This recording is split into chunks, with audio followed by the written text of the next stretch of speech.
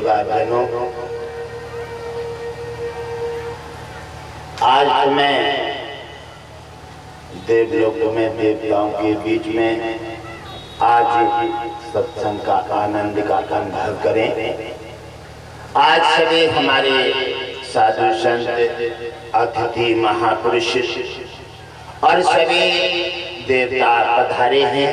इनके लिए जोरदार स्वागत और इनकी तालियां। बोलिए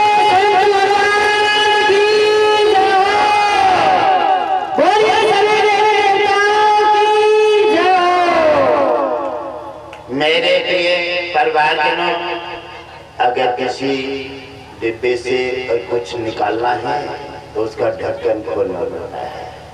ढक्कन खोलोगे, जैसे हींग की आप डिब्बी खोलते हैं तो जब तक आप हींग के डिब्बे का ढक्कन नहीं खोलेंगे और तब तक उसकी सुगंध तुम्हें नहीं मिलेगी। इसलिए हे मेरे प्रिय परिवारजनों, संसार में आप आए हैं, अगर देवताओं से कुछ लेना है और कुछ संकट हटाना है तो कुछ परिश्रम करना है।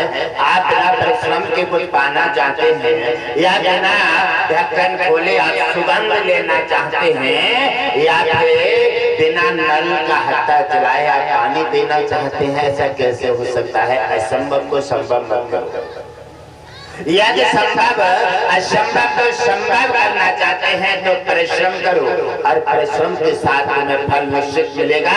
और सभी हमारे अतिथि आज पधारे हैं। अश्विनी कुमार हुसैन वैद्य भी आज दरबार दिवस है, इसलिए आज सभी की जांच करने के लिए आज देवताओं ने अपना पिटारा खोल दिया है।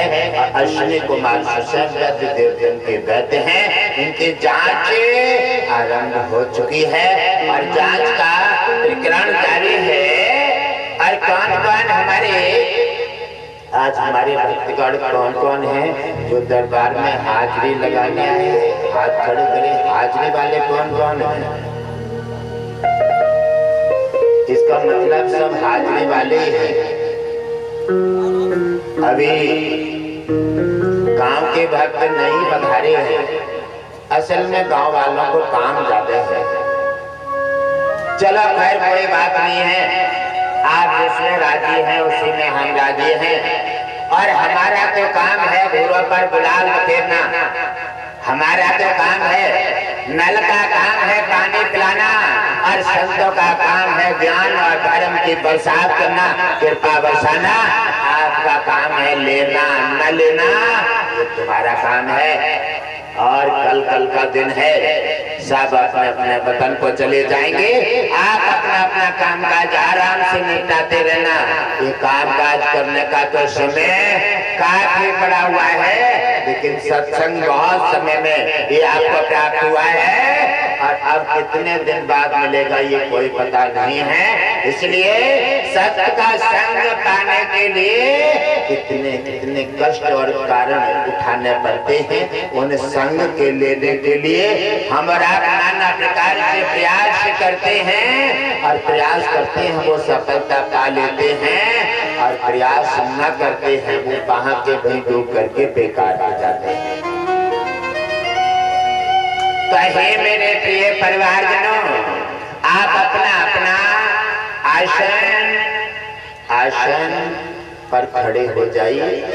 आप अपना अहंकार, आलस, क्योंकि बहुत देर तक आपको श्याम ने रखवाया है, आप तो दो हो गए हैं, श्याम और श्री राम, और दोनों ने आपको बड़ा समय तक आपको बिठाला है और बड़े बड़े मीठी बाणी से, मीठे सत्संग से आपको रझाया है, आपको आनंदित किया है, आपको मार्ग दिया है, आपको मार्ग दिया है। और ऐसे संग का मार्ग मिल जाने के बाद भी हम उस मार्ग को ना पकड़े, और समस्या को हम ना समझ पाए, उस साधन को ना पकड़े।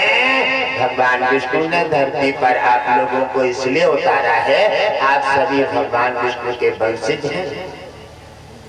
आप कोई भी कास्ट में या किसी मजहब में या फिर किसी जाति में या फिर किसी पार्टी पॉलिटिक्स में आप अवश्य बदल जाएं, लेकिन आप ये नहीं बदल सकते।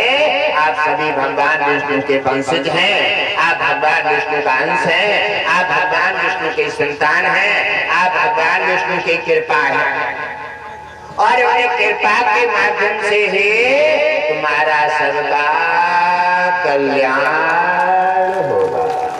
और ये सच्चे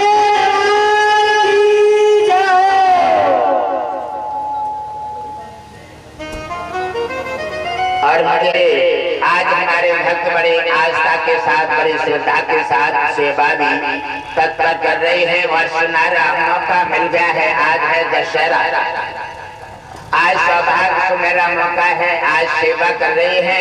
आप जानते हैं कि सेवक बड़ा है या स्वामी, सेवक बड़ा है या स्वामी? हमेशा सेवक बड़ा है, माता पिता बड़े हैं, संतान सम्मान के दौर पर माता पिता बड़े हैं और हट के दौर पर संतान बड़ी है। हट करती है, संतान प्राप्त कर लेती है, माता पिता को दामन हटाना पड़ता है और संतान की इच्छा पूर्ति करना पड़ती है। ऐसे ही भक्त के भगवान के सामने भक्त बड़ा है, भक्त बड़ा है, भगवान अपना दामन हटा देता है और भक्त की इच्छा पूर्ति करके कल्याण कर देता है। बोलिए भगवान की जय हो। मेरे प्रिय परिवारजनों, ऐसा तो नहीं है जो आपको हमेशा इस गर्मी में बैठा ला जाए। आपको हमेशा ये इतने मीठे मीठे सत्संग, मीठे मीठे शब्द, मीठे मीठे फिर वचन और आपको इतना आनंद का सौभाग्य सुनहरा मौका मिले। आज देखो जंगल में मंगल है और कल का खेत में कौन बैठने आएगा? परसों कोई नहीं आएगा। या कौन बैठने आएगा? किसी से कहो कि जाकर के खेत में 10 मिनट बैठ जाना, जाकर के कोई नहीं बैठेगा। आज जहाँ देवता का समूह है और देवता का समावेश है और सभी देवता अतिथि हमारे यहाँ पधारे हैं। आज धर्मराज यमराज भी अपना आसन ले चुके हैं और सभी हनुमान से आकर के आज खड़े होकर के अपनी सेवा, अपना अधिकार पूरा कर रहे हैं और सभी अश्विनी कुमार हैं। हम इनके ऋणी हैं, एहसानमंद हैं, इसलिए इनकी जोरदार तालियों से इनका स्वागत हो जाना।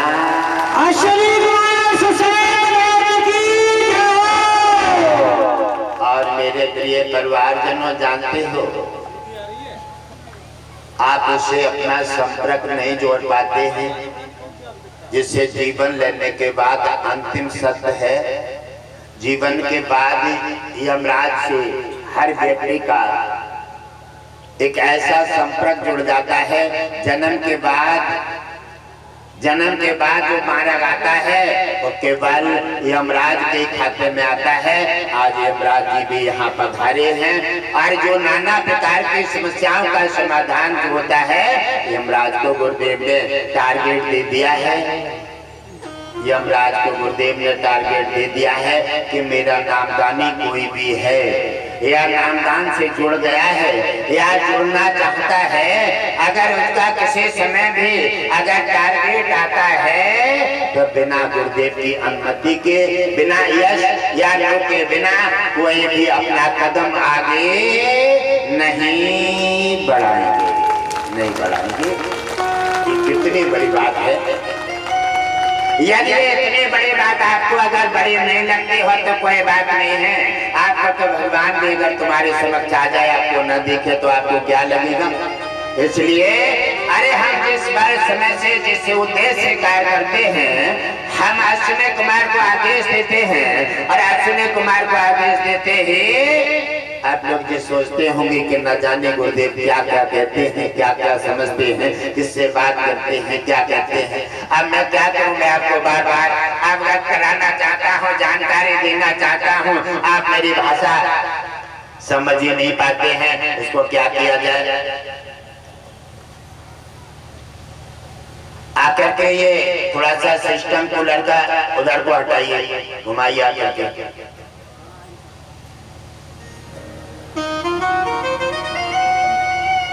जब ये व्यवस्था हमारे हम हमारे समझने की है। हम माता पिता होकर के अपने संतान की बात को नहीं समझेंगे तो हमारी संतान निश्चित एक दिन बाद दूसरे दिन बिगड़ जाएगी। हम अपने संतान को उनका जरिया समझें, उनकी उधर को करें, हाथ बड़ी तरफ को।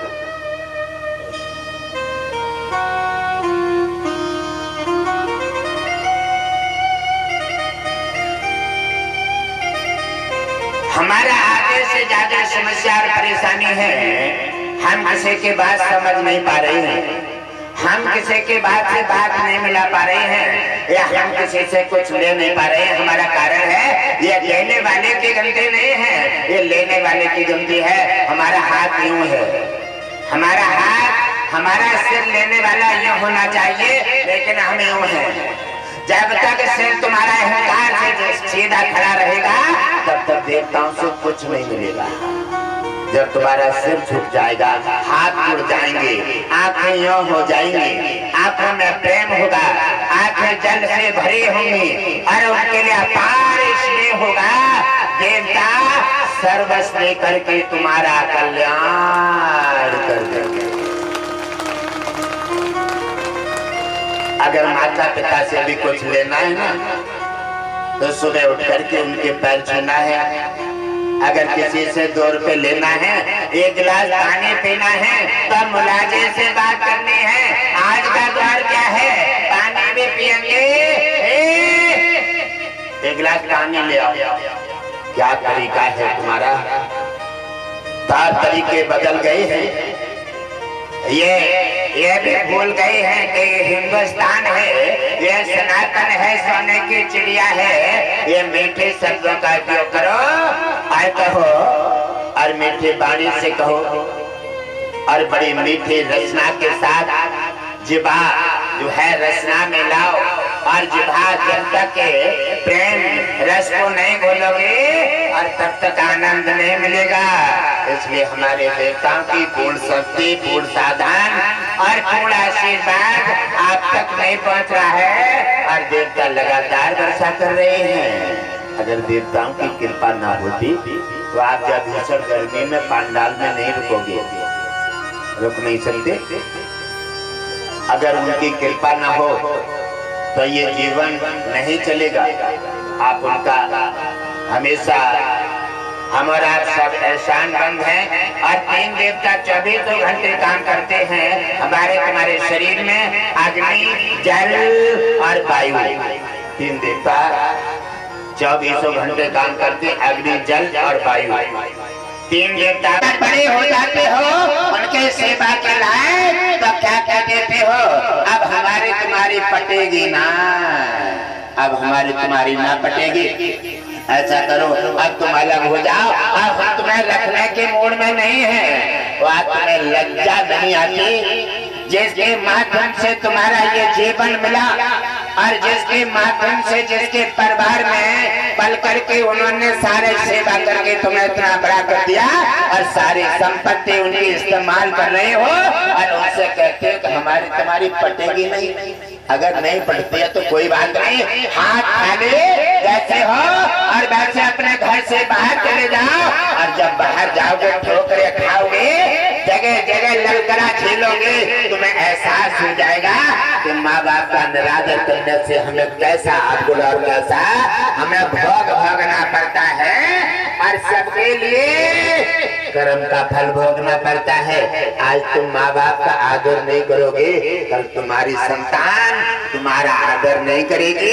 इसलिए मेरे प्रिय परिवारजनों, मैं आपसे कड़ी इसलिए कह रहा हूँ कि आप अपने दामन को संभाल लें। आप किसी वृद्ध बड़े बूढ़े साधु संत महापुरुषों पर कोई प्रहार न करें, मीठी भाषा बोले, हमेशा सिर झुका कर बात करें। अगर किसी से कुछ लेना है, मीठी वाणी का प्रयोग करें। अगर किसी से कुछ पाना, किसी ने गलती की हो, अगर कोई गलती करता हो तो अपना दामन वापस ले ले, दामन वापस ले ले। माता पिता से पैर छुए, माफी मांगे, 70 बैठक लगाए। हमसे जो गलती हुई है अब आइंदा को नहीं होगी। हम आपकी आपके सेवक हैं, आप हमारे स्वामी हैं, हम आपकी आज्ञा का हमेशा पालन करेंगे।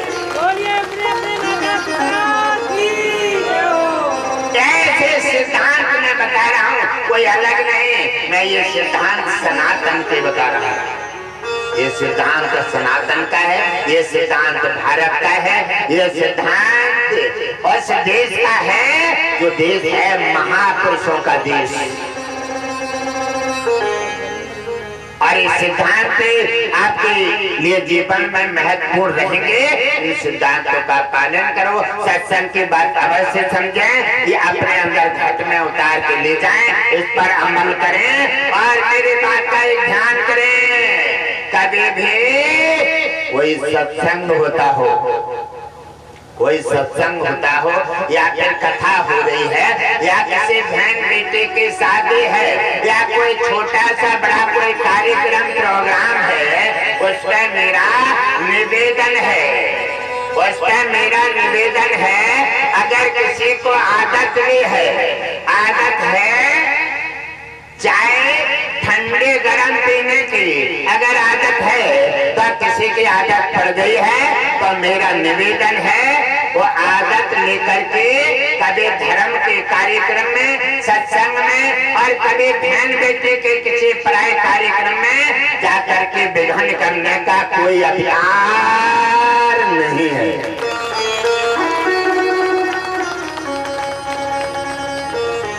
यदि आप अपने को संभाल पाते हैं तो सेवा करने का मौका मिल गया, सेवा कीजिए। अगर नहीं संभाल पाते हैं तो मेरा निवेदन है समाज से, क्योंकि यहाँ समाज में मानवीय नहीं देवता भी पधारे हैं। न जाने कौन सा देवता किस क्रोध में है और आदेश में है। हनुमान जी भी गदा के साथ यहाँ सेवादारी करते हैं। हर देवता अपने अपने व्यवस्था में है। अगर किसी प्रकार कोई देवता अपनी वाह में आवेश में आ जाता है और अगर कोई दिक्कत आ जाती है, एक कवाई घट वासी जी के कार्यक्रम में किसने कराया, आपके गलती का कोई एहसास नहीं होगा। इसलिए आप हमारे हैं, हमारे रहेंगे और समस्त देश पूरा परिवार हमारा परिवार है। मेरा निवेदन है, मेरा सुझाव है, अपना समझ करके मैं आपको सभी को सुझाव देता हूँ। अगर किसी के कार्यक्रम में संगठन और सहयोग ना कर पाए तो किसी में किसी प्रकार का किसी को क्षति पहुँचाने का कोई किसी को अधिकार नहीं देते हैं। भगवान विष्णु धरती पर आ गए हैं अपने सनातन साधु संत ब्राह्मणों की रक्षा करने के लिए। वो हर तरह से तत्पर रक्षा करके सनातन और आपकी सबका कल्याण करेंगे। मेरे प्रिय परिवारजनों, आप आसन अपना ग्रहण कीजिए।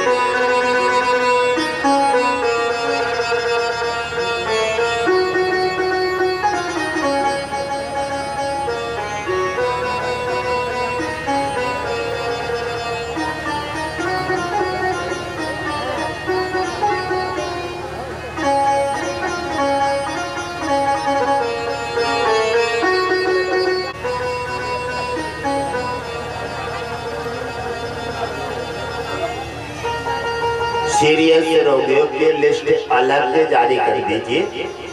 जो सीरियस हैं, कैंसर के हैं, गंभीर व्यक्ति जो हैं, इनकी लिस्ट अलग जारी कर दीजिए। अगले रविवार में इनकी सबकी जांच होनी चाहिए।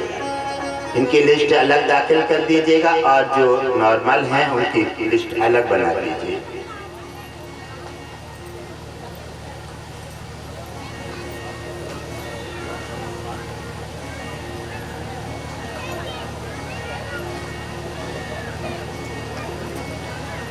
मेरे प्रिय परिवारजनों, आपका मानव जीवन जो धरोहर है यीशु ने तुम्हें क्यों दिया है, इस तक आज को इसको भी नहीं पहचाना है। आप क्या करते हैं, केवल अपना घर, अपना मकान, अपना परिवार। हमारा केवल अपना परिवार ही हमारा सीमित परिवार नहीं है। हमारा केवल हमारा बीबी है, बच्चे हैं, बेटा है या माता है, हमारा सीमित परिवार नहीं है, समस्त देश हमारा परिवार है। हम अपने पूरे देश को संगठन लेकर के चले और सभी परिवार के साथ अपना कामकाज करें। हम भगवान विष्णु तुमसे प्रसन्न हो जाएंगे और तुम्हारा कल्याण कर देंगे।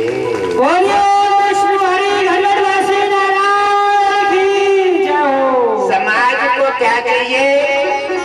समाज को चाहिए प्रूफ। अदालत है, अगर किसी से कहा जाए कि ऐसा वाकया हुआ है, भाई हमने तो नहीं देखा, यानी हर व्यक्ति को क्या चाहिए? प्रूफ। अगर प्रूफ कोई नहीं है तो कोई भी कार्य आपका आगे नहीं बढ़ेगा। इसलिए समाज में प्रूफ चाहिए, चाहे झूठा है या सच्चा है। अगर किसी के पास झूठा प्रूफ है और अगर प्रूफ दाखिल कर लिया तो उसका काम आगे बढ़ जाएगा। अगर कोई सत्यवादी है जिसके पास प्रूफ नहीं है तो उसकी नैया डूब जाएगी।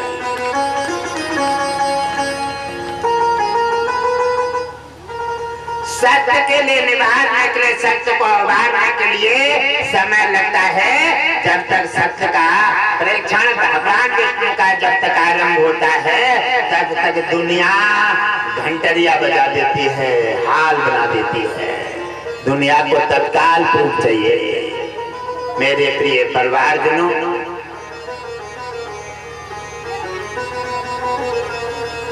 एक नगर के बाहर वह एक आश्रम कुटिया बनी हुई थी और उस पर हमारे संत मुनि महात्मा रहते थे। और संत मुनि महात्मा जो है हमारे क्योंकि गाय पाली जाती हैं आश्रमों पर और दूध के और खीर के बहुत शौकीन रहते हैं। समय व्यतीत हुआ और दूध जो है गायों का काट लेते हैं और काफी साधु संत आश्रम में ठहरे हुए हैं। और उधर सोमवती का पर्व है और पर्व के समय पर गंगा के किनारे आश्रम वैसे भी भर जाते हैं क्योंकि अतिथि साधु संत महान भाव आ जाते हैं और आश्रम पर जाकर गंगा स्नान करके वहीं ठहर जाते हैं। और वहां पर महा साधु संत ने कहा था कि आज सभी अतिथि ठहरे हुए हैं, आज सभी दूध के खीर बना लीजिए। और सभी साधु संतों ने खीर बनाने का प्रस्ताव पास किया और बड़े से पात्र में उन्होंने खीर बनने रख दिया। और 2-3 संत महात्मा पहले स्नान कर लेते हैं और खीर में लग जाते हैं और सब गंगा स्नान चले जाते हैं। जब खीर बनाते बनाते काफी समय हो गया और खीर को उन्होंने ढकने का ध्यान नहीं रहा और तब तक वो कुछ लेने जाते हैं और तब तक खीर में जो है छपकली गिर जाती है। और खीर में छपकली गिरी तो खीर के छपकली के समय पर कोई भी साधन नहीं मिला और किसी ने नहीं देख पाया इसमें छपकली गिर गई है। और देखा तो एक मेढक देख रही है और मेढक देख रही है। मेढक ने देखा कि यार ये खीर में छपकली गिर गई है और संत महात्मा काफी आश्रम पर ठहरे हुए हैं और ये खीर को खाएंगे, अब खीर को खा करके खत्म हो जाएगा। और किसी ने देखा नहीं है, इनको कोई जानकारी नहीं है। अगर ये संत महात्मा खीर खाकर मर जाते हैं तो इनका मेरे को अपराध लगेगा। इनका अपराध इनका नहीं है, इनका अपराध मेरे को लगेगा। कितनी बड़ी महत्वपूर्ण बात है। एक मेढक कितनी लंबी बात सोच रही है। आज मानव के सामने कोई किसी में गोली धसा दे और संकट में पड़ने की जगह पर वहां से हट जाता है और बार बार सारी बात उसे जानकारी में हो लेकिन फिर भी नहीं बताएगा। और बात से छिपा करके वहां से हट जाता है, कहता है हमें क्या पड़ी है, और इसे बताने के दौर में और नहीं बताता है, हट जाता है। और आज मेंढक कितनी बड़ी बात सोच रही है। उधर संत महात्मा स्नान करके आ जाते हैं, और स्नान करके आते ही महात्माओं ने खीर का पात्र उतार लिया, और उतारते ही कहने लगे तो सभी संत महात्मा को प्रसाद वितरण किया जाए। मेंढक सोच रही है कि अपराध होने वाला है, और अगर ये अपराध अगर देश में अगर 2 महात्मा मर जाते हैं तो इनका अपराध मुझे लगेगा। अब मैं क्या कहूँ, मेरी आवाज कोई सुनने वाला है नहीं, मैं काफी अपने भाषा में बोलूंगी लेकिन मेरी कोई सुनेगा नहीं। मेंढक के पास कोई उपाय नहीं है, और मेंढक बार बार टटराती है, बार बार उला फांदी कर रही है, लेकिन कोई समझने वाला नहीं है। कोई कहता है कीड़न के मारे, कोई कहता है क्या, कोई जानकारी नहीं लेता है। जब मेंढक ने सोच लिया कि मेरे कोई सुनने वाला नहीं है, और बार बार जो भी कामकाज बढ़ रहा है समय ये खतरनाक हो रहा है, और मेंढक सोच रही है कि मुझे अब क्या करना चाहिए। मेंढक बार बार विचार कर रही है कि साधु संत महापुरुषों का जीवन कैसे बचेगा, इनकी सहायता कैसे होना चाहिए, बार बार उपाय सोच रही है। मेंढक सोचने लगी अब मेरी मृत्यु से अलावा और इनके जीवन बचाने का कोई साधन नहीं है। मेंढक ने सोचते सोचते अपना प्रस्ताव बना लिया, और मेंढक सोचने लगे। साधु संतों ने भगोना उठा करके खीर का और अपने पास में रख लेते हैं, और उसी समय मेंढक ने सोचा कि अब तो गजब का गोला गिरने वाला है, और कहने लगी मैं क्या करूंगा जीवन का, जो मेरी आंखों के सामने हजारों संत अगर खीर खा करके मर जाएंगे, क्या करूंगा मैं इस जीवन का।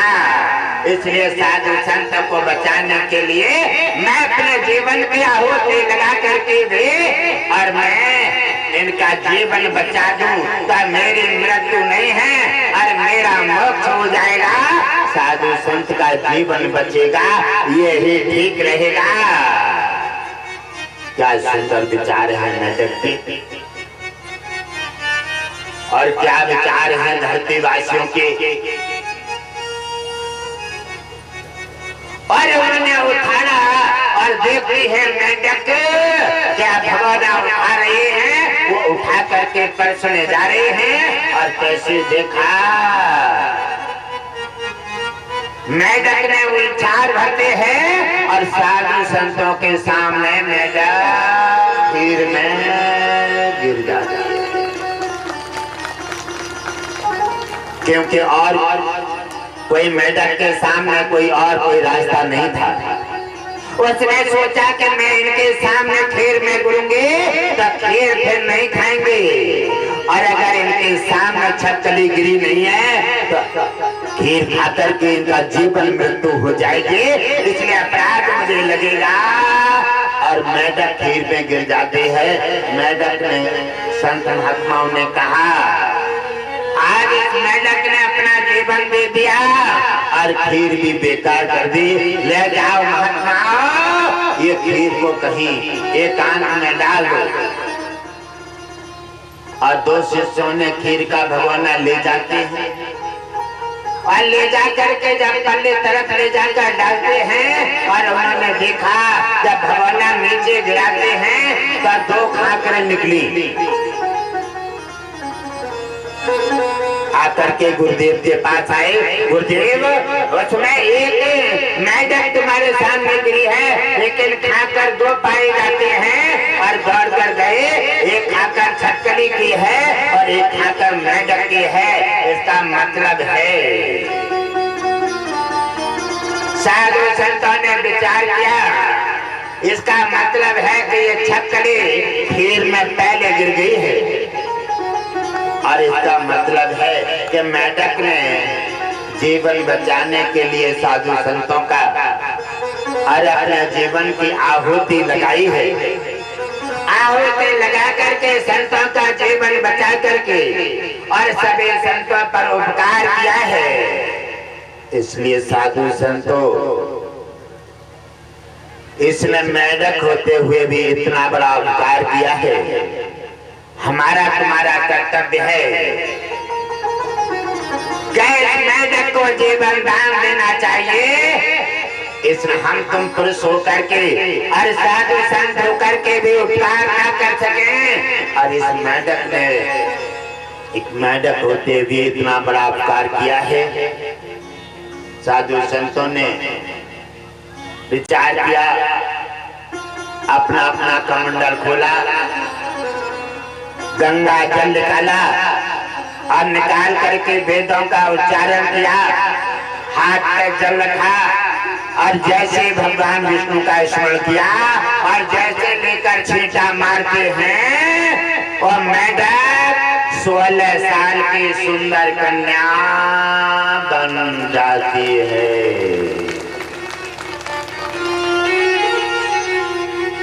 कृपा दृष्टि हो जाती है और सूखी खेती हरिया जाती है। साधु संतों क्या नहीं कर सकते, भगवान विष्णु की बात और साधु संतों के हाथ में है। भगवान जब भी किसी के पास सहायता करने आते हैं तब साधु संतों के भेष में ही आकर के नाना प्रकार से उनकी हेल्प कर देते हैं। जब वो 16 साल की कन्या बन जाती है मेढक, और कन्या हाथ जोड़ के खड़ी हो जाती है, कहती है, हे मेरे महापुरुषों, पहले मेरा प्रणाम स्वीकार करें। और दूसरी बात यह है कि आपने हमारे साथ में जो भी किया है वो अच्छा नहीं किया है।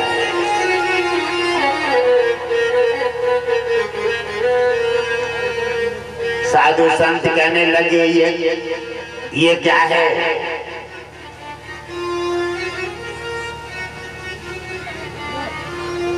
ये है नेकी के दर्जा बदी। हमने कार्य किया है, तुमने अपना हमारे साथ में उपकार किया, हमने उसका फल में उपकार दे दिया है। और आप कहते हैं कन्या, क्या आपने हमारे साथ में अच्छा नहीं किया है? उन्होंने कहा, हे महापुरुषों, हम आप हमारे आदरणीय हैं। आपने जो किया है वो सोच समझ के नहीं किया है। आपने जो हमें कन्या रोक दिया है, हमारा कोई माता पिता नहीं है और कन्या बिना माता की और बिना पिता की अनाथ हो जाती है। अब हम आश्रम पे रहेंगे तो हर लोग तरह तरह के उंगली उठाएंगे, आपको भी आरोपित करेंगे, हम पर भी आरोप लगाएंगे, बाहर जाएंगे ताली पीटेंगे और तरह तरह के मान अपमान की बातें करेंगे। इसलिए हे गुरुजनों, हम इसलिए कह रहे हैं कि आपने जो किया वो उचित नहीं किया। साधु संतों ने कहा था, पुत्री तुम्हारी बात तो उचित है, लेकिन कोई चिंता की बात नहीं है, ऐसा होने वाला नहीं है। आपको हमने जीवन दान दिया है, आप हमारी पुत्री हैं, आप आश्रम पे रहिए, आपका पूरा जीवन का पालन पोषण की जिम्मेदारी सभी साधु संतों की रहेगी।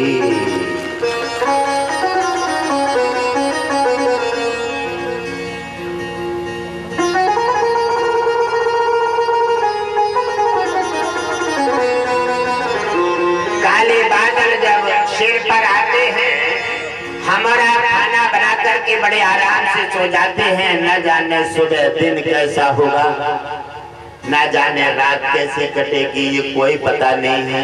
सामान है 100 साल का, पल की खबर नहीं है।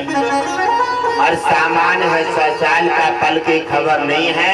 और ऐसी नामात्र जिंदगी में कितने कितने घमंड करते हैं। एक फेरा की जमीन के पीछे मार देते हैं, एक पेड़ पौधा के पीछे काट देते हैं, एक बात के बोल के पीछे गोली मार देते हैं, और तुम्हारा पल का भरोसा नहीं है। इसी प्रकार सामान है 100 साल का और पल का खबर नहीं। ऐसी जिंदगी में अहंकार लाने का कोई भी अधिकार नहीं है।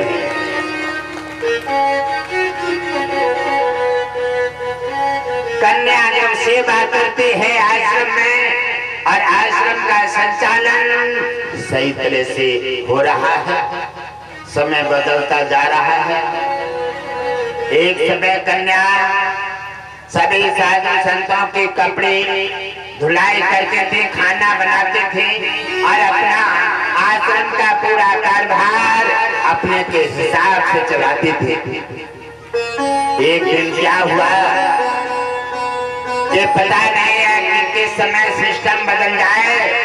एक दिन कन्या एक संत जी के कपड़े धुलाई कर रही थी, और कपड़े में एक दाग लगा हुआ था। कहते हैं हर होता और तैसे दाय सहाय, जो वहां ना आए तो कहाँ ताए ले जाए। हानि अगर आ नहीं पाती है तो उसकी बुद्धि पलट के अपनी जगह खींच लेती है। समय पलट गया है और कन्या कपड़ा धुल रही है संत जी के, और कपड़े में दाग लगा हुआ है। बार बार साबुन लगाते हैं, बार बार हथेली से रगड़ रही है, लेकिन दाग छूटने में नहीं आ रहा। जब दाग छूटने में नहीं आया, कुछ दाग कुछ काम ऐसे आ जाते हैं, और कुछ दाग ऐसे सामने आ जाते हैं जो जीवन के जानलेवा बन जाते हैं। कुछ काम और कुछ सेवाएं ऐसी आ जाती हैं जो जीवन में समस्या लेकर के, काले बादल सिर पर आकर के, और नाना प्रकार जीवन संकट में आ जाता है।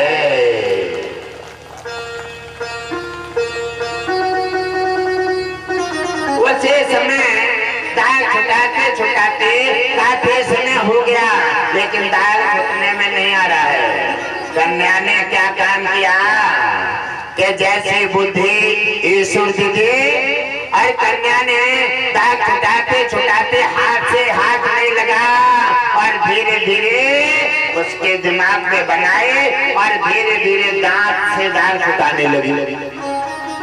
अब बताओ, दांत से दाग छुटाने की चीज थोड़ी है, लेकिन समय कहाँ ले जाए ये कोई पता नहीं है। समय कहाँ ले जाके पलटे और दाग छुटाने लगे। जैसे दाग से जीव टच होती है, और जीव से टच होते ही कन्या को उदर का आभास हो गया।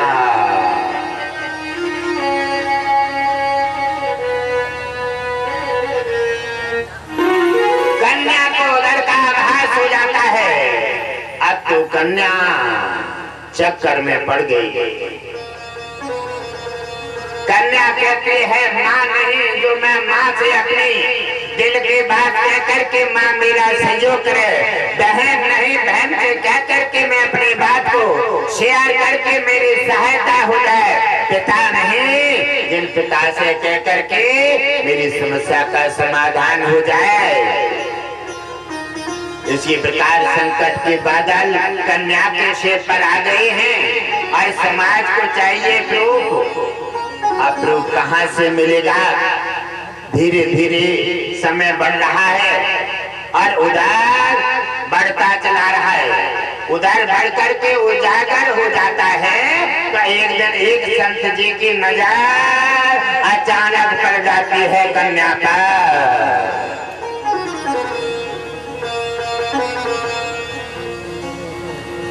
जब कन्या पर अचानक नजर पड़ जाती है, उन्होंने जाकर के गुरुदेव के कान में कहा कि ये कन्या का मुझे कुछ गड़बड़ दिखाई देता है गुरुदेव। उन्होंने जाकर के कन्या को बुलाया और देखा तो कन्या हकीकत में ही समस्या की दौर में है। और पुत्री से पूछा, पुत्री ये क्या समस्या है? अब पुत्री को खुद पता नहीं है कि ये काले बादल कहां से आ गए हैं। उसका कोई दोष नहीं है, ना किसी साधु संत का दोष है, लेकिन प्रूफ तैयार हो गया है। समाज को क्या चाहिए? प्रूफ। अगर कोई ऐसी स्थिति में अगर माता से बेटी भी कहे कि मेरा दोष नहीं है, तो माँ भी उसकी बात मानने को तैयार नहीं है, क्योंकि प्रूफ उनके सामने है और वो सत्य नहीं है। जब समय बदलता चला रहा है और साधु संतों का दिमाग मस्तिष्क बदल रहा है, मस्तिष्क बदल रहा है साधु संतों का, और गुरुजनों ने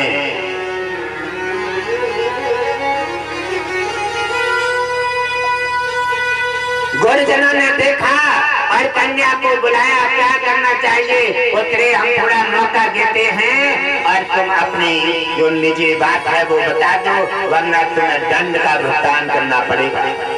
उन्होंने कहा और सोचा समझा, लेकिन उन्होंने कुछ कोई गलती उनकी थी नहीं बताई। क्या जब गलती का कोई निष्कर्ष नहीं मिला साधु संतों का, और जब निष्कर्ष नहीं मिल पाया गलती का, उसी समय व्यवस्था बदल जाती है।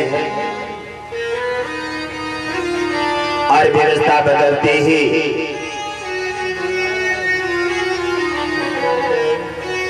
संत जी ने कहा कि मैं मौका देता हूँ 5 मिनट का, या तो मेरे लिए सत्य उजागर करें, वरना हमारे विरोध की कन्या के पास कोई प्रूफ था नहीं। कन्या क्या बताए? और कन्या ने समस्या का हल नहीं बता पाया। सभी संतों से पूछा, लेकिन संतों की भी कोई गलती नहीं थी। कौन कहते कि हमारा प्रूफ है, हमारी गलती है? बिना गलती की कोई अपने सिर पर कैसे ले लेगा? जब गलती नहीं मिली है और मैन संत का माइंड बदल जाता है, और उसी समय संत जी ने तत्काल आश्राप दे दिया। हे पुत्री, मैं तत्काल आश्राप देता हूँ, और जिसका ये अंश है और उसी संत महात्मा के 2-2 सींग निकल आएंगे।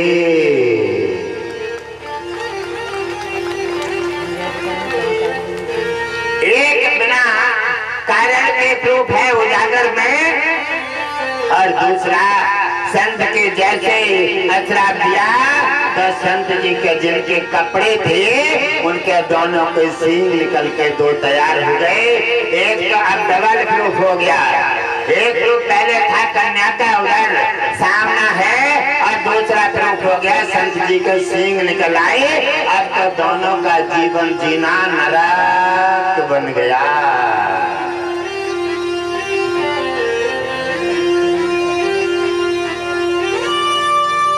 दोनों का जीवन नहीं जीने देते हैं और समस्याएं। अब तो साधु संतों ने समाज में और सीधे साधे महात्मा को भी इंजेक्शन लगाना, प्रहार करना शुरू कर दिया। आप क्या है, क्या महात्मा हो, क्या कपड़े पहने हो, क्या कपड़े लगाए, तिलक लगाए हो, और कैसे महात्मा हो, जीना दुश्वार कर दिया।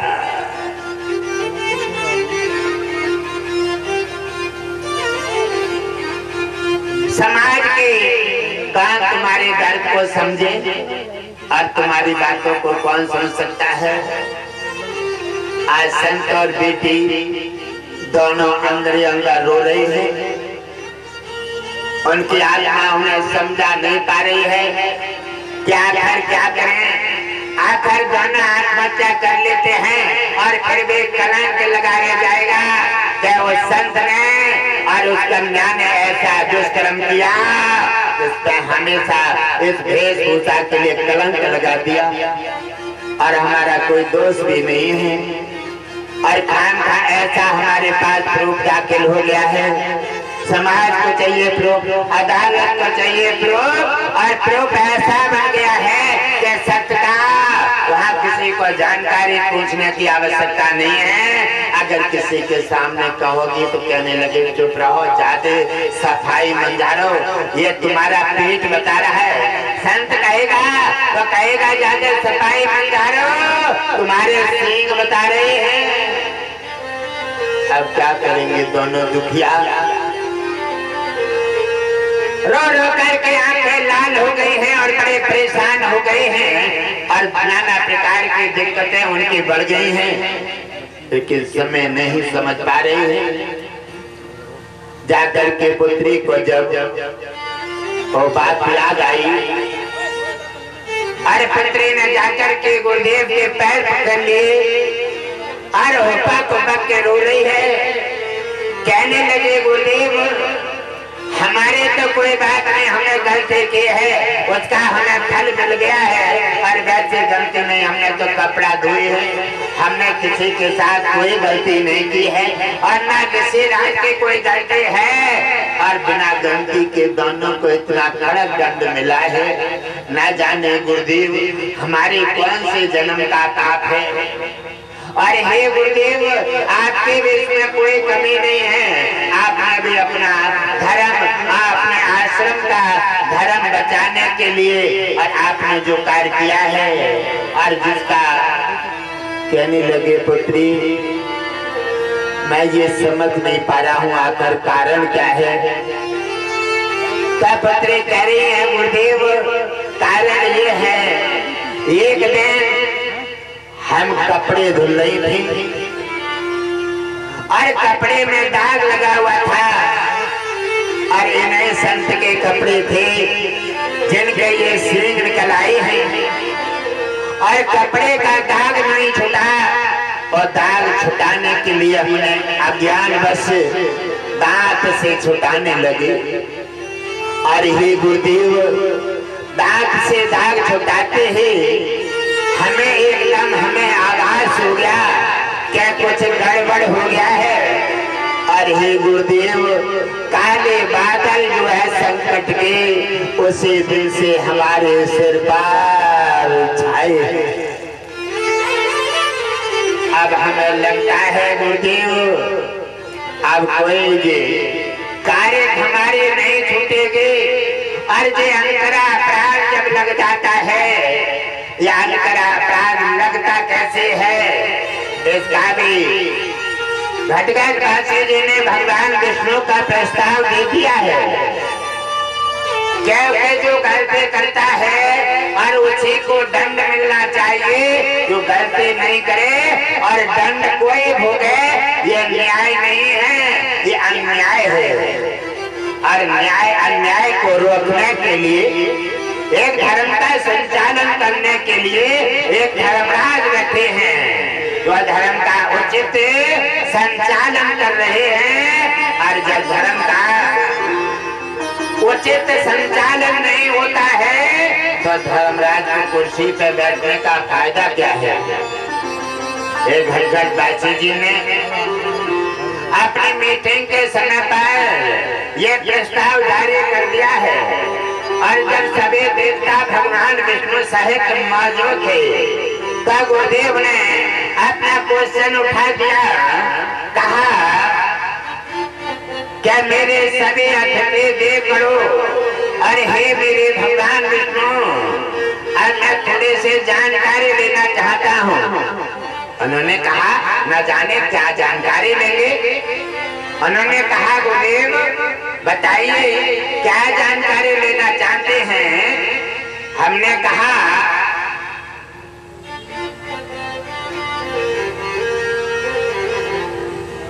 क्या जो इंद्र ने ब्रह्म हत्या अपने सिंहासन बचाने के लिए जो तपस्या करते समय ब्राह्मण का जो वध किया और वो ब्रह्म हत्या लगी, और ब्रह्म हत्या से इंद्र जब घबराया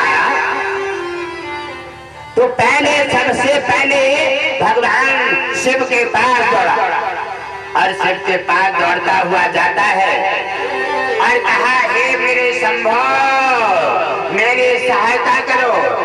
शंकर जी ने कहा, मैं तुम्हारी कोई सहायता नहीं कर सकता।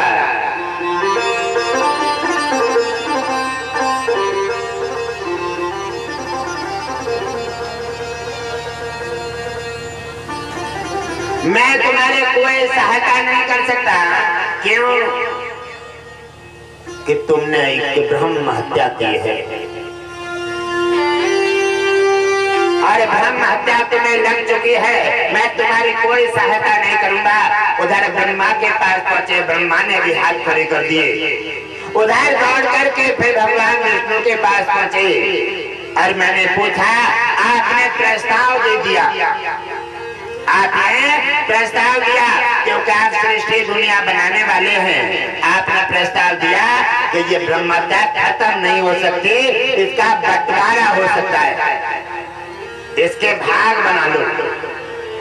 एक कट्ठे अगर एक कुंटल की है और एक व्यक्ति पर नहीं चल रही तो उसे 4 जगह कर लो, और 4 भागों में ले जा करके आराम से ले जाओगे, वजन हल्का हो जाएगा, महसूस नहीं होगा, समस्या हल हो जाएगी और तुम्हारी समस्या का समाधान हो जाएगा। गुरुदेव ने कहा, ना बात ये नहीं है, ये कोई वजन वाली बात नहीं है कि हमने वजन किसी का उठाया और बंटवारा कर दिया। ये अपराध की बात है, अपराध की बात है। जो 4 भागों में बांटा है ब्रह्म हत्या, 4 भागों में, एक भाग दे दिया, एक भाग दे दिया गंगा को, एक भाग दे दिया अग्नि को, और एक भाग दे दिया देवियों को।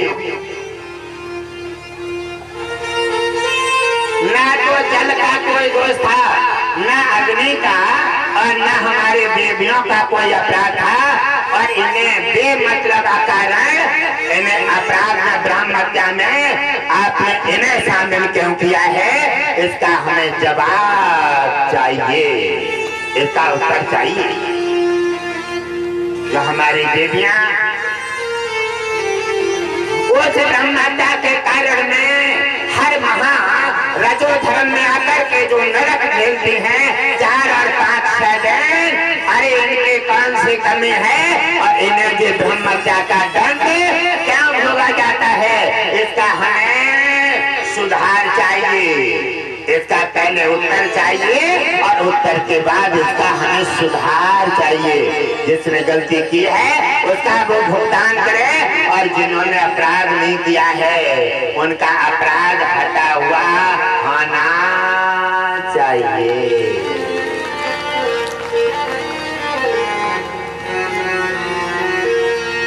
उन्होंने 4 रविवार का 4 मीटिंग का उन्होंने समय मांगा है, और आज रविवार है, आज पूरा होने जा रहा है। आज रात्रि की मीटिंग पर इसका कोई न कोई निर्णय होगा, जहाँ धर्मराज भी होंगे और उनके समक्ष हमने तुम्हारी समस्या का समाधान दाखिल कर दिया है। आखिर हमारी देवियां, इनका कोई अपराध नहीं है और ये अपराध का भुगतान क्यों कर रही हैं? आखिर अग्नि का कोई अपराध नहीं है, अग्नि भुगतान क्यों करना पड़ रहा है? अग्नि का जल का सबका संकट घूम करके हमारी जनता पर आता है। कैसे? जो अनकरा जो अपराध लगा उस देवी ने कपड़े धुले, यह अपराध क्या है? यह ब्रह्म हत्या का कारण है। अगर कोई गंगा स्नान करने जाए और गंगा स्नान करते समय गंगा में झाग आता है, गंगा में झाग आ रहा है, वो ब्रह्म हत्या का कारण है। झाग जो आ रहा है गंगा में, ये ब्रह्म हत्या का कारण है। अगर झाग आपने स्नान किया, गोता मारा, और गोता मारते समय उछल करके ऊपर आए, गोता खा करके उछल कर ऊपर आए, उछल कर ऊपर आते ही आपका झाग आपके सिर पर आ गया। ब्रह्म हत्या का कारण तुम्हारे सिर पर धारण हो गया। गंगा स्नान का कोई फल नहीं मिलेगा और तुम्हारी बुद्धि विपरीत हो जाएगी और कोई न कोई समस्या तुम्हारे सिर पर धारण हो जाएगा। या एक्सीडेंट होगा, या डूबोगे, या लड़ाई होगी, या घर में हादसा होगा, या सर्प बचेगा, कोई न कोई कारण अवश्य होगा, क्योंकि ब्रह्म हत्या का कारण है और ये बच्चा कोई नहीं सकता। इसका सरल उपाय है, आप ब्रह्म हत्या से बचना चाहते हैं, स्नान करते समय गंगा के समय पर सावधानी बरतें। और वैसे तो उचित न्याय है कि गंगा का स्नान करते समय गंगा में धुमस नहीं करना चाहिए, कपड़ा नहीं धुलना चाहिए, महल नहीं छुटाना चाहिए, कुल्ला नहीं करना चाहिए। वहीं गए पानी भरा, कुल्ला करो और उसी में लौट दो। आप क्या कर रहे हैं? आप अपराध कर रहे हैं।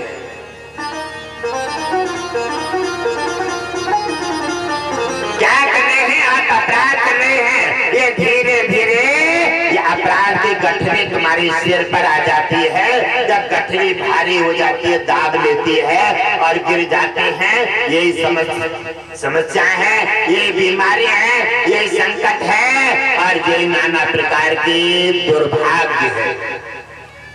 इसको कारण है कि गंगा स्नान सावधानी में जल का झाग हटाएं और गोता लगाएं और जल को बचाते रहें। आराम से सावधानी से गंगा स्नान करें, जल चढ़ाएं, प्रणाम करें गंगा को और सावधानी के साथ लेकर आए। गंगा का पूर्ण फल मिलेगा। गंगा संतुष्टि से आशीर्वाद देंगी, ब्रह्म हत्या के अश्राप से बचे रहोगे और पूर्ण फल मिलेगा। गंगा नहाने से तुम्हारा कल्याण बोलिए गंगा मैया की जय। ये किसी एक का साधन नहीं है, ये सबका साधन समझने का है। आज समझ लोगे, कल भूल जाओगे। ये भूलने की बात नहीं है, ये समझने की बात है। ये संभाल के दिमाग में एक कोने में रख लो। जब भी गंगा नहाने जाओ और निकालो, इस्तेमाल करो, फिर रख लो। ये उसी समय काम आएगी, गंगा स्नान के समय।